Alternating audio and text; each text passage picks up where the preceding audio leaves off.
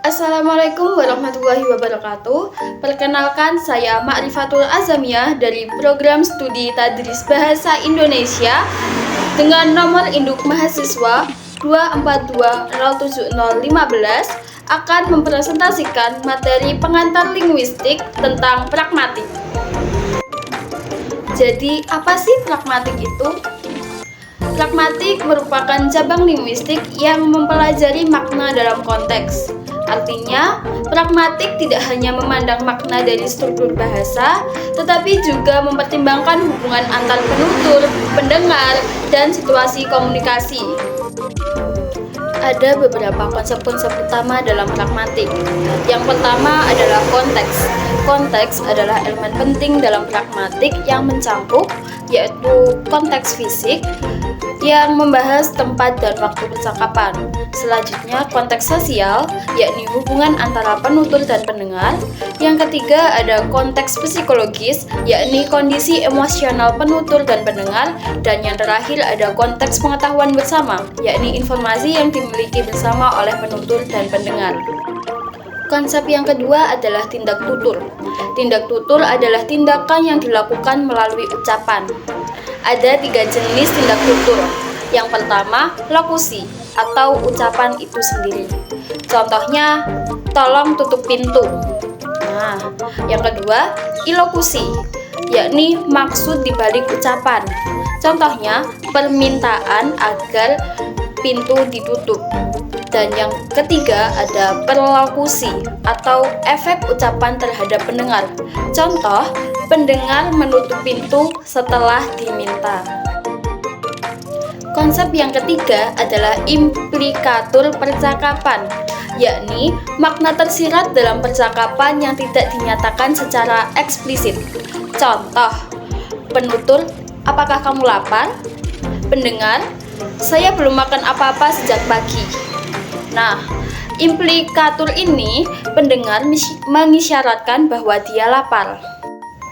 Konsep yang keempat yaitu prinsip kerjasama. Grace mengemukakan bahwa percakapan berhasil jika penutur dan pendengar mengikuti 4 maksim.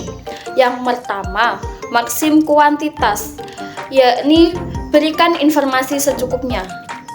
Yang kedua, maksim kualitas, yakni katakan hal yang benar. Yang ketiga, maksim relevansi, tetap relevan dengan topik. Yang keempat, maksim cara, yakni bersikap jelas dan teratur. Konsep yang terakhir adalah kesantunan. Kesantunan adalah strategi untuk menjaga hubungan sosial dalam komunikasi. Konsep ini melibatkan 1. Positive phase, yaitu keinginan untuk diterima dan dihargai, dan 2. Negative phase, yaitu keinginan untuk bebas dari tekanan atau gangguan. Selanjutnya adalah contoh aplikasi pragmatik dalam kehidupan sehari-hari. Yang pertama, penggunaan kalimat tidak langsung. Contohnya, kalimat langsung, buka jendela itu. Pada kalimat tidak langsung, di sini panas sekali ya.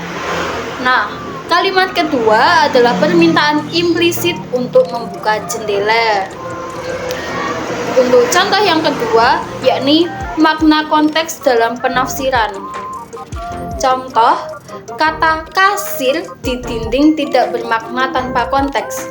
Namun, jika berada di atas meja dengan uang dan struk, itu berarti tempat pembayaran.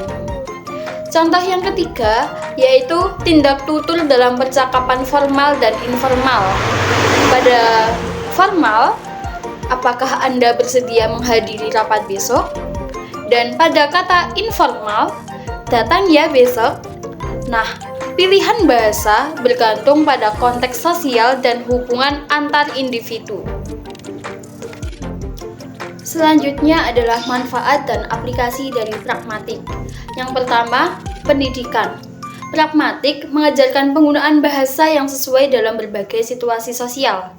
Yang kedua, pada linguistik terapan, pragmatik mendesain antarmuka percakapan dalam teknologi seperti chatbot atau asisten virtual. Yang ketiga, analisis wacana. Pragmatik meneliti makna tersembunyi dalam teks politik atau media. Dan yang terakhir, komunikasi antar budaya. Pragmatik membantu memahami perbedaan budaya dalam berbahasa.